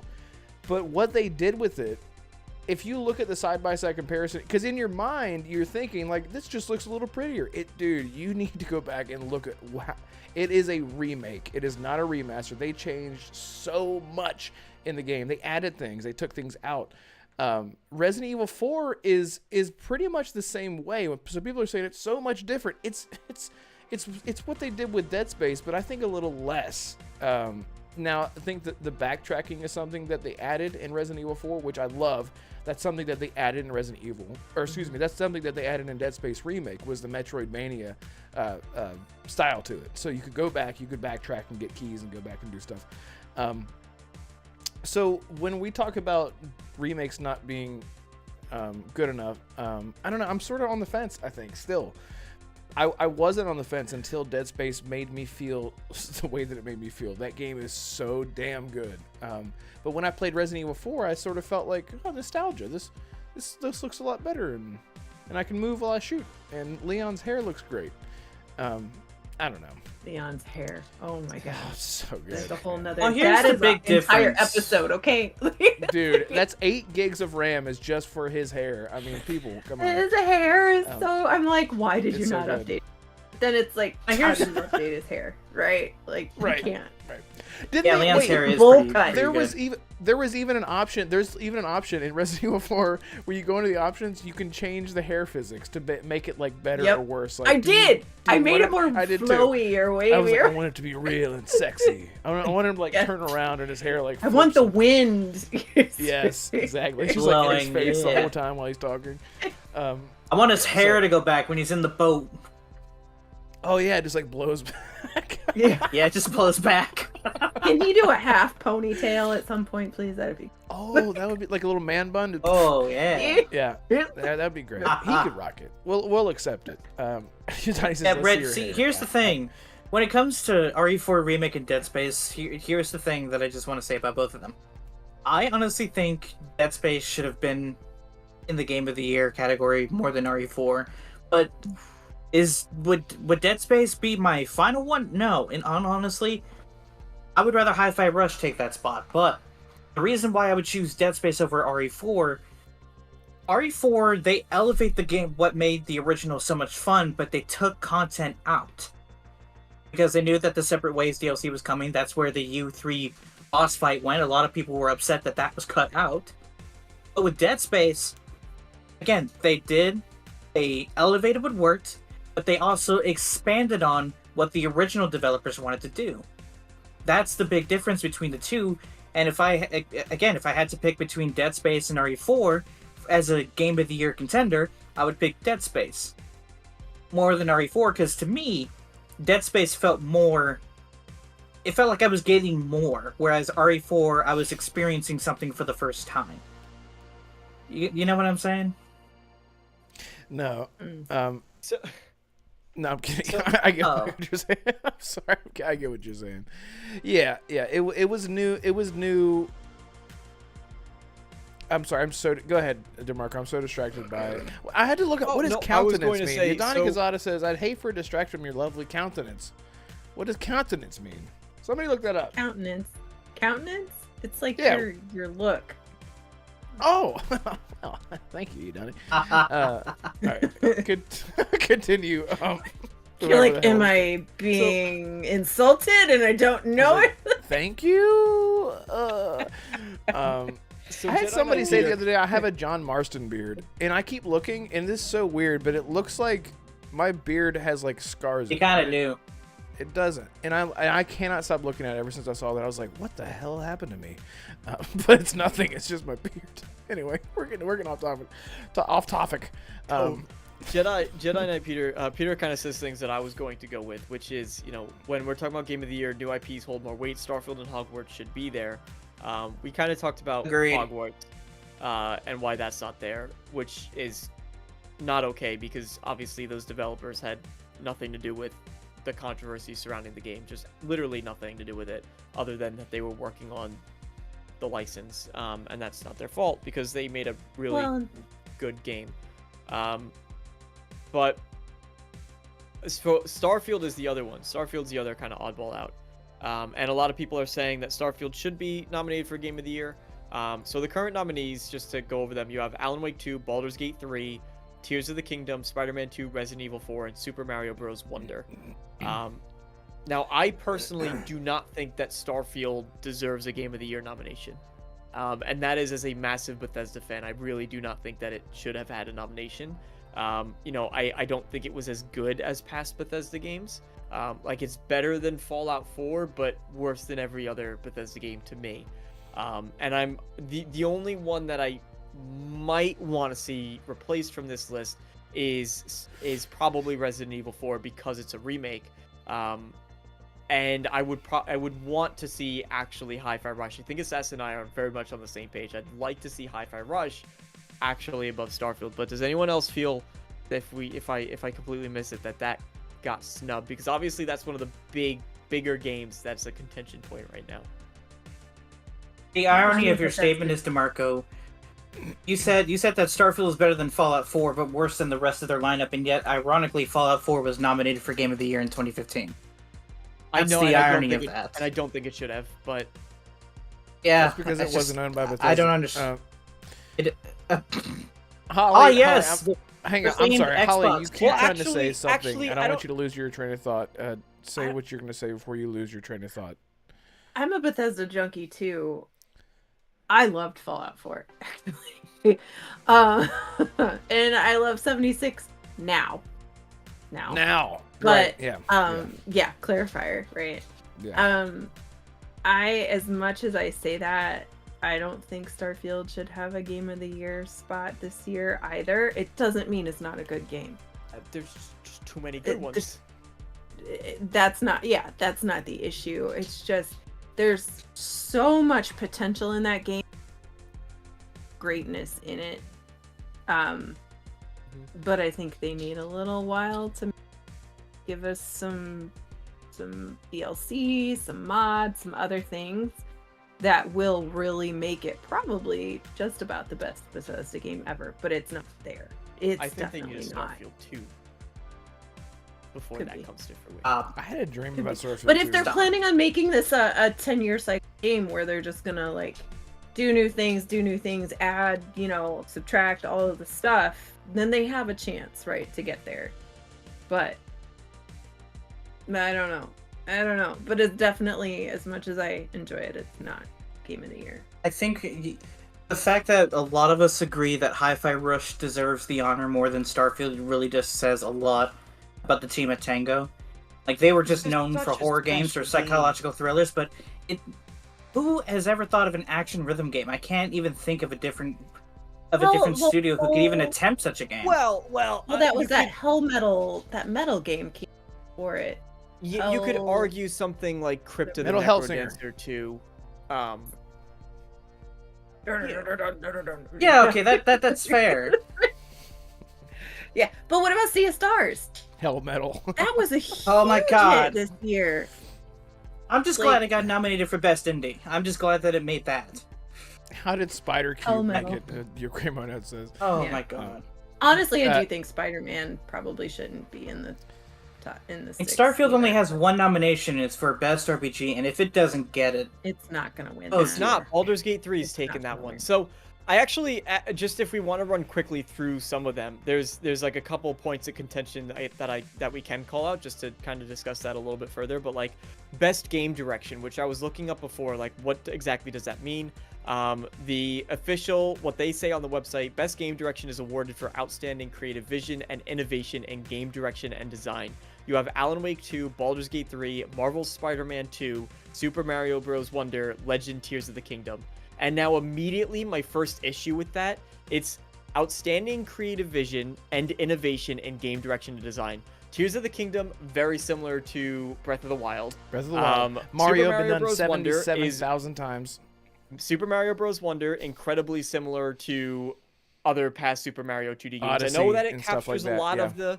I know that it does a good job, but Or again, not if you're Odyssey, saying, sorry. well, this is like as good as what Super Mario, what were they comparing it to? The original Super Mario Brothers or something like that? 3D. Yeah, 3D, yeah. maybe. I would- Odyssey was more akin to the 64 version, right? That was over the shoulder. Sorry, yeah, that's not Spider-Man 2 obviously is like, let's be honest, they added a new story and the wingsuit and and a few more abilities. They even took out some things that a lot of people liked about the first game. yeah, It's so just And it was a little why? underbaked. you have 3 games that didn't really like. Yes, they're innovative on what formulas already worked, but I would not call any of those innovative. In like the first ones, yeah, absolutely. Spider-Man 1, great. Original Super Mario, great. Breath of the Wild, 100%. But 3 out of 5 of them, I don't think really fit that category. Then you have Baldur's Gate 3 and Alan Wake 2. And Baldur's Gate 3, I mean, you have never had D&D closer to being on the computer where you could just play it by yourself than what Larian accomplished here. It's insanity to me that they were able to get it so well. Alan Wake 2 I haven't played, so I can't speak to that one. Can I just say how upset? Can I just say how upset I am that Alan Wake 2 is a Game of the Year contender? Why? Not because I don't like the game or Remedy as a whole. It's the fact that and I'm gonna be alone on this. I know this for a fact, so I'm gonna be suffering alone. Do it. What? Do it. Alan Wake 2 being digital only, being nominated as a Game of the Year contender, it's going to encourage other devs and other studios and other publishers. We don't need to make any more physical games anymore if the quality is there. And I don't like it. Because eventually they're going to say, oh, well, we're going to have our own quote-unquote Bioware-like magic. They'll sell like hotcakes. And then they start turning out duds like Redfall and Cyberpunk at launch. The only way that you can get it is by buying it digitally, and you can't return it. I don't like that at all. And yes, I mean, I would buy Alan Wake 2 if it was physical only. I would. I like horror games. I like the atmosphere that they're going with for the sequel. I do not support digital only games at all. I like having the option to buy physical. And Red, you know this. How many Steelbooks have you bought? How many collector's editions has Damarco bought? Probably 2, but he's probably going to buy another one. He's probably going to buy another one when Avatar comes out. I really want that. I do. I just want that statue. I love Avatar. I mean, without a physical collection, you know what? I was probably going you to wouldn't buy, have that Dishonored 2, Matt. I was going to buy a new phone, but I didn't buy a new phone. I'm sticking with my old one. That can be collector's edition Pandora. You should put that in your notebook, It's DeMarco, cheaper when than you the leveled phone. up enough. Oh yeah. If you don't mind, because I know we're kind of cutting close on time. There's a couple other categories that I do want to discuss too. Best sound design, best audio design, and best score or music. Now, best score and music, you have Alan Wake 2. This is why when you say politicized Game Awards, this is where it kind of comes from. I don't know if Alan Wake, I haven't played Alan Wake 2. I don't know if it like is this amazing, phenomenal soundtrack like that deserves to be in this category. But you have Alan Wake 2, Baldur's Gate 3, Final Fantasy 16, Hi-Fi Rush, and then Tears of the Kingdom. I was surprised to not see Jedi Survivor on this list, personally. That would have been my pick, because that soundtrack is absolutely stellar. Hi-Fi Rush is the obvious one. That absolutely should be up there. Baldur's Gate 3 is also Borislav Slavov. He's like, Wait, you're surprised that Jedi Survivor wasn't in there? Was not in there. I thought Jedi Survivor soundtrack was incredible. Okay, I mean this with 100% respect, but why? Why At the same time, you get the same music almost every single Star Wars game, show, and movie. It's so just part of it's like it's the same. So part of what I think, well, it's the same, but that doesn't mean that it's bad, right? So this is obviously capturing kind of some of that vision of John Williams that they were able to get it. Like, the fact that you're making that comparison is a compliment in and of itself. Because if it all sounds the same, and this is a score made by a completely different composer that was able to closely emulate what John Williams, who's absolutely legendary, was able to do, I think that says volumes. I mean, I get that, but didn't you get tired of listening to the same song 100 times? Well, it's not the same song, as I don't think it is. I listen to soundtrack music actively in my spare time. I'm not saying that makes me more qualified to speak on what is and isn't good, but I genuinely do not think it sounds the same at all. Like, it's very distinctly unique to Jedi Survivor, and I thought on top of that, maybe a perspective I'm considering is the tone and the mood, and how it fits within the context of the game. I totally agree with you on that. I totally agree. Like, I can tell that it's Star Wars, but it's not. It's not Rey's theme. It's not Luke's theme. It's not right. It's not overbearing. It's this. I associate that music with Cal Kestis, and I think that is really this strong. is his universe, right? Yeah. Yeah. You think he's got like a secret earbud? And he's just listening to that the whole time. Cameron, listen, Cameron, he's a great dude. He's like genuinely Cameron Monaghan. I love him. I love him as a Cameron personality. Cameron Mahogany. Yep. This poll is killing me. Another one was best audio design, where it's Alan Wake 2 again, Hi-Fi Rush, Marvel Spider-Man 2 again, Resident Evil 4 again, Dead Space, which absolutely deserves to be there. Assassin, I think your comment be in a similar vein, but I think that Starfield actually should be there. I think their creature sounds are really, really cool.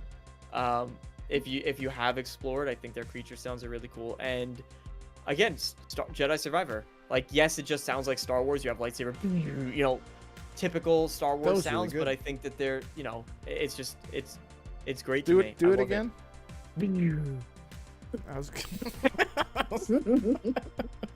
That's good. All right. Well, so listen, Assassin, you have a fun little thing to bring and talk about, right? You were so excited about it. We didn't even get to Holly's topic. Did Holly? No, we're good. Go ahead. I don't think she. Okay. I from what I understood, you didn't. You were just here for the laughs. I'm here for the memes. He was just here to talk about it. Here for the memes. Yeah, exactly. Okay, good. All right. Because what we're trying to do, and Damarco has one, but he doesn't know if he wants to share it. It's really controversial. But every week, what we're doing is bringing a topic, just random facts, just random. Did you know? It doesn't have to be game related. This could be anything that's like crazy or weird. Like, and the example that I always give is, did you know that the voice actor for Parthenax in Skyrim is also the voice of Mario? Stuff like that. But it doesn't have to be game related. So, Assassin, tell me what you've learned. Well, see, the thing is, you told me to look for fun facts, and it didn't have to be gaming related, so I was actually watching a YouTube video that actually gave me an idea for the funniest laws in each state. So I figured that since this is your podcast, Red, I'd go with you first. Did you know that in West Virginia... laws were in my state? I was like, well... Let me tell you. Did you know that it is against the law for men to have intercourse with a woman or animal that's over 200 pounds? Wait, what? Over What state? It is against the law for men to have intercourse with any woman or animal over 200 pounds in weight. They put animal in there too, just to make sure, huh? What state? In West Virginia. Bruh. No, it's not. Because let me tell you, the women. Listen. Okay. What do you? Don't go there. Don't go there. No. I just. No. What, I'm this more has to be interested in like, the fact that they had to clarify that a dog would be okay, but not a cow, based on we their have weight. a lot of goats. Like, Wait, are you serious? Okay, I can't do anything with my computer. Someone confirm this. That doesn't make any sense. So that has to be fake. That has. Oh no! to, Wait! that... No! Wait! Hold on! I mixed two laws on accident. Hold on. Let me. We're just trying to. Okay. All right. Okay. So I separated them. So here's what I was trying to say. It is against the law for men to have intercourse with an animal over 40 pounds in weight. Oh. Okay. Okay. I'm glad it I still fixed don't like that. that demographic. I don't. Guys. So. And why men? What? So Why wait. men? So What it's about illegal for women? men to do it, but if women. Don't worry about it. We're not gonna. I was about to say we're not gonna go into the because Holly, I know where your brain went, and that's where mine went too. I was like because, and we're not doing that. Oh sure. Why don't you both tell us a journey about that? No. Because on a journey. No. It was just a journey in my head, and that was it. And I was like, don't ever want to see that again. Jonas, women get a snuggle pass. They get a snuggle pass. Snuggle exactly. Yeah, I like that's a very polite way to say it. I like that. Yeah, I like that. Oh my god. So if it's just a small critter, you're good. Can you? No, I'm not. No. Stop this. You know, Assassin, you. DeMarco's reaction right now is literally the best. Like that's. DeMarco looks so unamused by this entire conversation. He was just like when can we go to the next topic, please? Yeah. He's like, let me rub my eyeballs completely out of my head. Yeah. So. Brad, you're never gonna look at Finn the same way again. No. Oh, he's outside. I need to get him. Well, he hasn't told me. Fun fact. My yeah. fun fact is both of us have a dog named Finn. That's so crazy. So Pete, you saw when Pete was like, "I want to see Finn." I was like, It was my Finn. "Yeah." I was like, "Wait a second, I forgot Finn." See, so I gave him a bone I got from the store. It was like $12, and I was like, "This will last him a good while." And he's been eating all night long. And I turned around in the middle of the show. I think you guys saw me get up and go over to him, and it's like halfway gone. I'm like, "Are you okay?" So. I'm sure he'll be fine. Later. Yeah, I'll find out later. So, but yeah, so I gotta keep an eye on him tomorrow. But he should be fine because they can dissolve bones and whatnot. Yadani says, are any of them Adventure Time references? Because that would be outstanding. Are any of them? Oh, for Finn. No, I got lucky. So my story with Finn is that every game that I've ever played. Anything ever referencing a dog or a pet in anything, it's been Finn. It's been Finn with a Y, Fynn, because I'm weird. And so, long story short, this Finn was already named Finn. It was Finley, and I got him from this family. He like barked at their kids whenever they tried to take his toy, and that was enough for them to be like, "We love him so much." They were like crying whenever they gave him, and so was I. And I knew. I was like, "What's his name?" They're like, "It's Finn." I was like, "I'm on my way." So I just knew. I was like, my whole life, I've named everything in video games Finn when it comes to a pet. I was like, "This is my dude, and he is the best damn boy ever." He got a haircut. I should probably bring him on camera. But yeah. So anyway, yeah. Finn, It's gonna be a sad day for you when Finn goes Finn in real life. The movie reel just ends. What the fuck? Why would you say that? You sick fuck. God. Okay, anyway, I don't know if that was a reference to death or not, but either way, yeah, I think about it every day. It was a reference to the 1940s, yeah. They just had Finn at the end. Oh, Okay. yeah. That's Wow. the French version. Wow. Yeah. Well, let's see. Yeah. Let's cast your vote if you want Assassin to be kicked off the. No, I'm kidding. So I wouldn't be surprised if a lot of people voted yes. Oh, don't do that. We're not doing that. Damarco, do you have a fun little fact about yourself? I have two. One is that did you know recently, as in just now, basically, Avatar: Frontiers of Pandora released a 2-minute trailer for their season pass for the game that's coming out in a month. Season pass. Yeah, What? They have a season pass trailer. The first story pack, The Skybreaker, slated for summer 2024. Oh. Secrets of the Spires is a second story pack coming in fall with a bonus quest, Familiar Echoes. You said season pass. Hold My on. brain went to battle pass. That I think maybe Assassin did too. That's why. Yeah, we're both like, what? Yeah. No, Sorry. Yeah, that's Season They pass. have a Okay. for the okay. game that hasn't Okay. come out yet. For the game that's not out yet, they released a trailer for their season pass.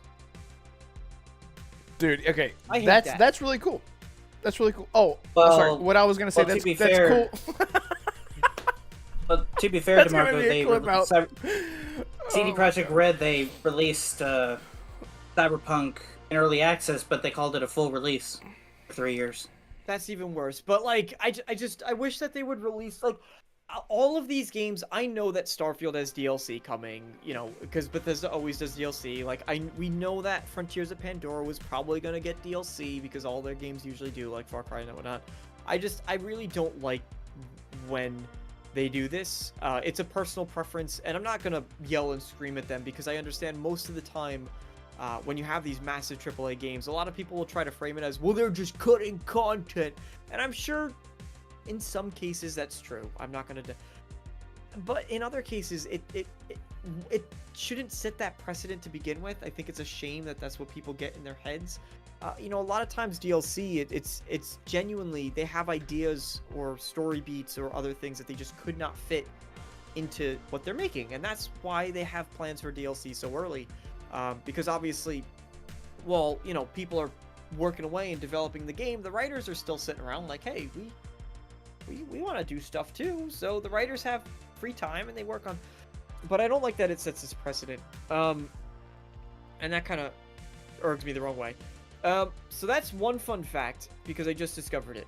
So you can go check that out if you're interested. But my other fun fact is, did you know that the Arkham games, like Arkham Asylum, since we talked about Batman today, was actually slated to be a 2D rhythm game before it became what it is? What? Are you serious? I am dead.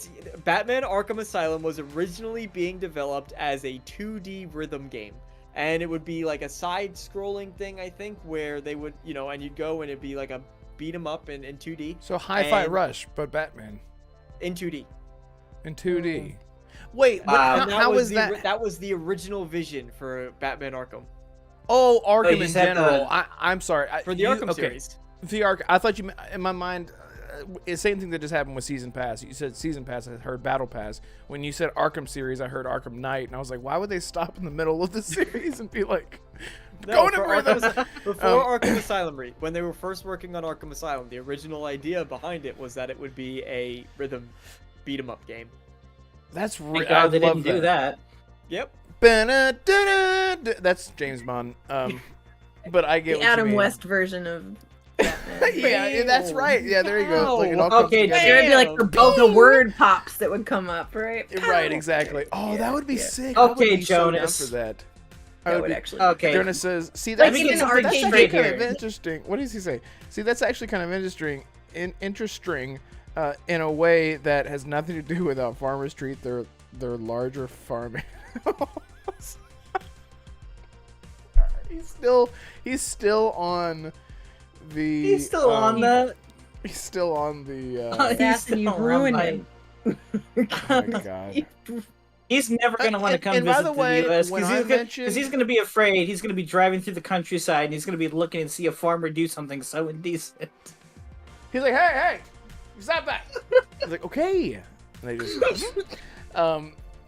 Oh, and by the way, when I mentioned women, all I was gonna say is there are dudes over 200 pounds. There are women over 200 pounds. That's all I was gonna say. And in West Virginia, let me just say, Let me just say. Yeah, but Brett, the difference is you can call a man over 200 pounds an animal, and that's fine. But if you call a woman that over 200 pounds, then you're dead. You're dead. Yeah, exactly. Well, that's the law. You can't say that. Yeah, I mean, yeah, around here, it's a hidden law. And I'm glad that I got you in my earbud and not blaring out. The cops are now outside my window waiting to like. So We got him, boys. we got him. We got him. Break it down. FBI, open up. We heard you.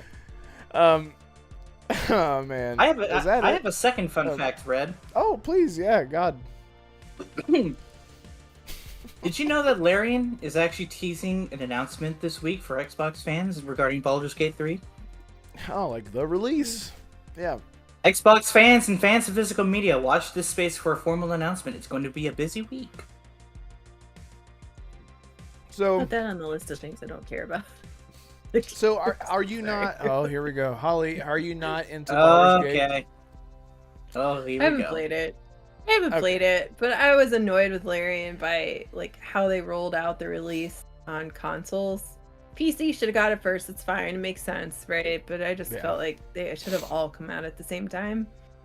And all of the drama around it, and then figuring out how to put it on the S made a better port for everyone. And then like, dude, I don't want to like. I'll buy the game. I don't care. Just get me the game, man. In the future or on Game Pass. Yeah. But I'm over it now. Like I'm so over it. Like I hear it's great, but I'm over it. It is. And Damarco and I need to continue. He's probably beat it without me, but it's fine. No, Red. Now you got to do it twice. You got to do it once with Damarco on PC, and now you got to do it with me on Xbox. Well, so I'm hoping it won't, but I'm hoping maybe it'll have crossplay to where it'll just bring my save, right? Didn't we look this up? And it has we've done that. We've been through this already. It's doing all. And so that's what it is. So I will buy it again. I will buy it again on my Xbox so I can sit half naked on my couch and be comfortable and play it. So why do you got to bring that up? Because that's what I do. I get my jams and I'm just sitting there like jam. Now I'm understanding why that law exists. I'm a 200-pound animal. I'm not even 200 pounds. Just kidding. So Holly, you were saying something, or maybe Damarco was saying. Is it? Did you buy it on Steam or did you buy it on the? Yeah.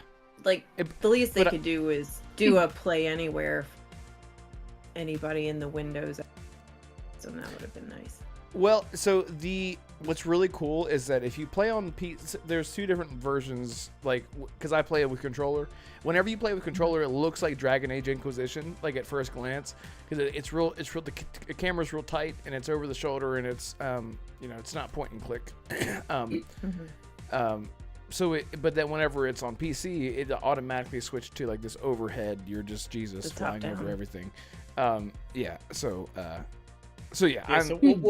Red and I are playing together, and I'm like, oh my god, look at this thing all the way over there, and Red's like, I have no idea what the F you're talking about, because like, I'm zoomed all the way out, and then I'm like moving, I'm panning all across the map, like looking what's in this direction, like what's in that direction, okay, what's over there, like, is there something interesting going over here, like, oh dude, do you see those like 8 enemies that are just over there, like we gotta be sneaky, and Red's like, he's like a beer pack, and this flies, and I'm like, what are you talking about? So we had to make this compromise. It's like, listen, I love the fact that you're on. I was like, but I'm just following you because I can't fly. Like I can't see what you're seeing, dude. So he's like, fine, I'll stay down to the ground and just do a little scoot here and there. And it definitely does make for a more like what's around the corner for both of us. We're sort of like scared, and I'm scared. And it makes it the way that the game's not intended to be played. Right. Well, for a DM, I know for a DM, you're supposed to say, and then in the next room, you're gonna find these 3 naked cows. Thank God you're not in West Virginia. We gotta move on from this, man. Yeah, we had to move on. Anyway, is that everything? I think we did it. We made really good time. I think we did the ding dang thing, as they say down here around these parts. Holly, thank you so much again for joining us. It was great. It was so great. It was so good. Love having you on. And apologies for any offense that Power Man 4K just jumped in very last second. Thanks for jumping in, man. And Power Man, who are you? Where did you come from? Subscribe if you aren't subscribed. We'll be live again. He's a soon. vet. Happy Is he? Veterans Day, Power Man. Mm-hmm. Oh, dude, yes, thank you so much for your service. Yeah, happy belated Veterans Day. Yeah, obviously, I'm saying that like in a weird voice because I'm like, oh, but seriously, really, really, really, thank you.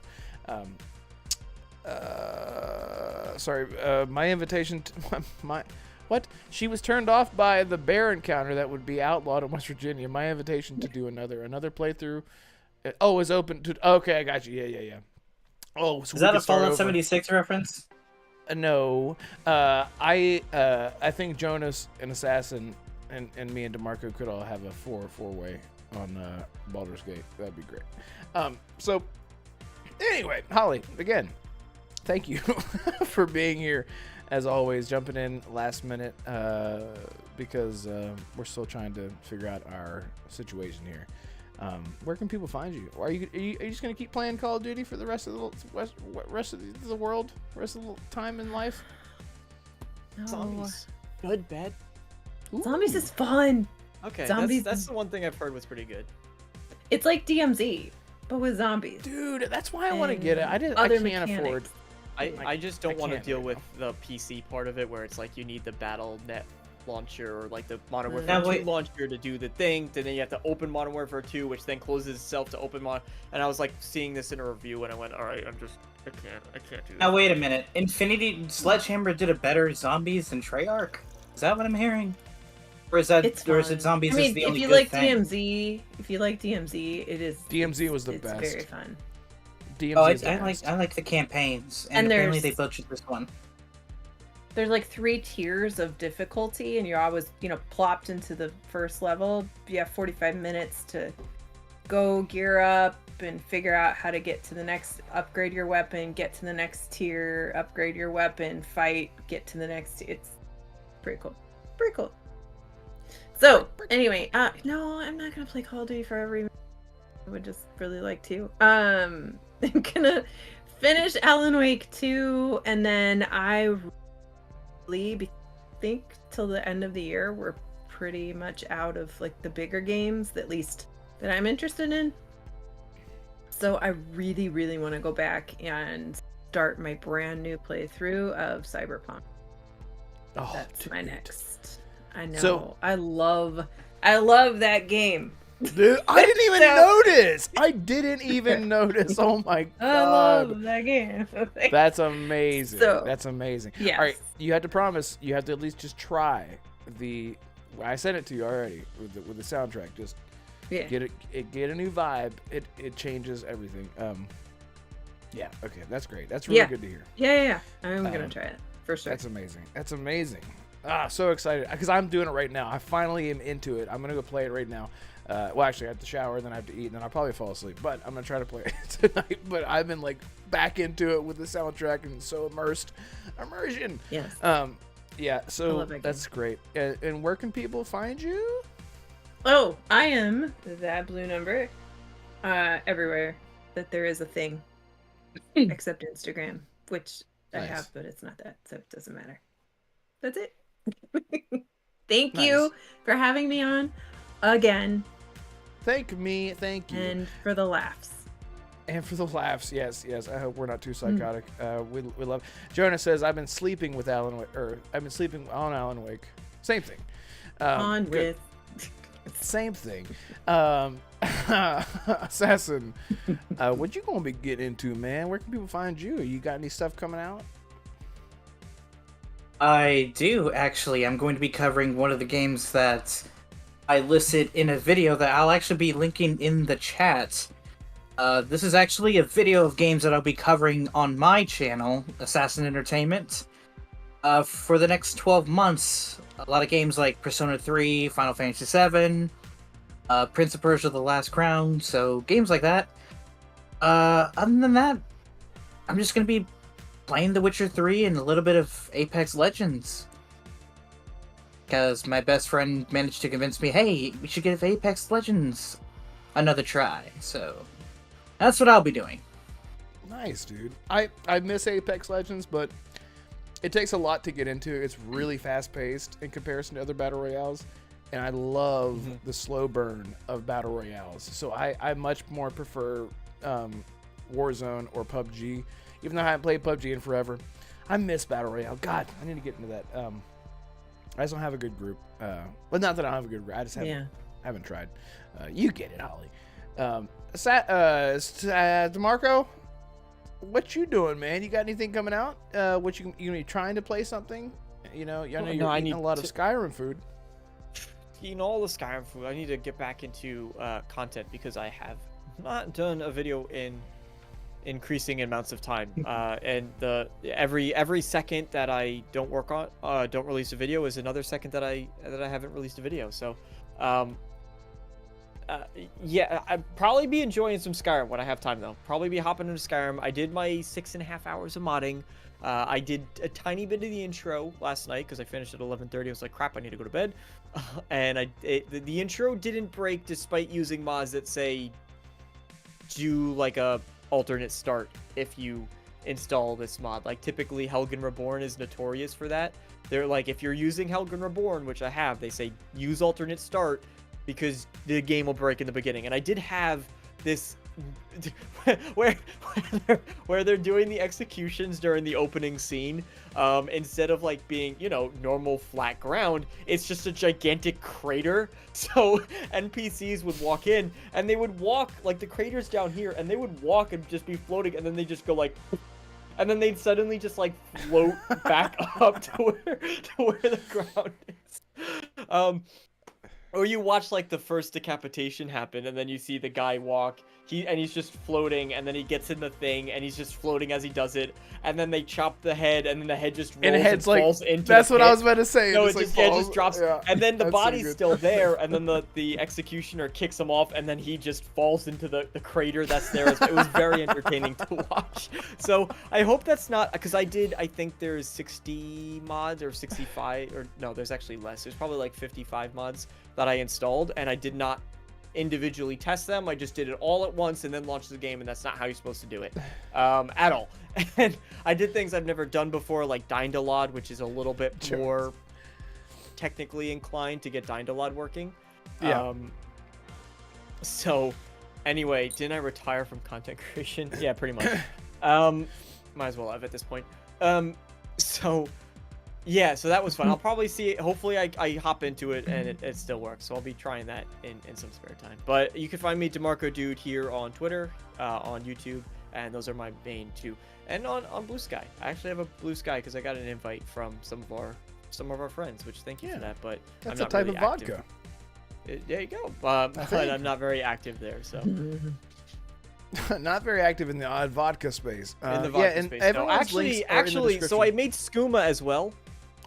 Oh, that was the other. I was like, I made another thing. I made the sweet rolls. I made the eggnog because that's a rest. You know, and I made something else. I made skooma, and that's actually it's vodka, sugar, lots of sugar.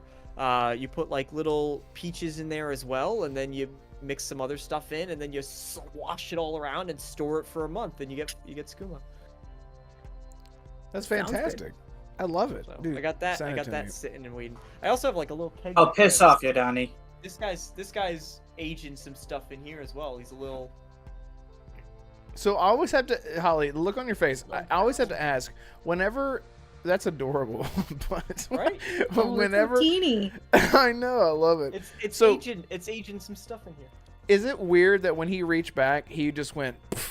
I always had to ask the guy. Because he knew where it is instantly. Just well, like, the fact that his background looks like everything is so far away, it's just like right there behind him. And I remember the first time that he did that, it like freaked me out. I was like, "What the fuck?" And then you can find a GIF of me falling over in my chair on the internet because I went, "Watch me go," and I went all the way back. And then I came back and tripped on the carpet and fell over my chair, and it's great. And my body was like really distorted. I was like, why do I look like smashed? I look like, it was weird. Anyway, so And I'll be doing things a lot. This was such a great stream. I feel really good. I feel revitalized. I'm glad that I just sucked it up and went back to the old overlay for now until I get upgraded, because I was able to focus and have a really good time. So yeah, thank you all so much for being here.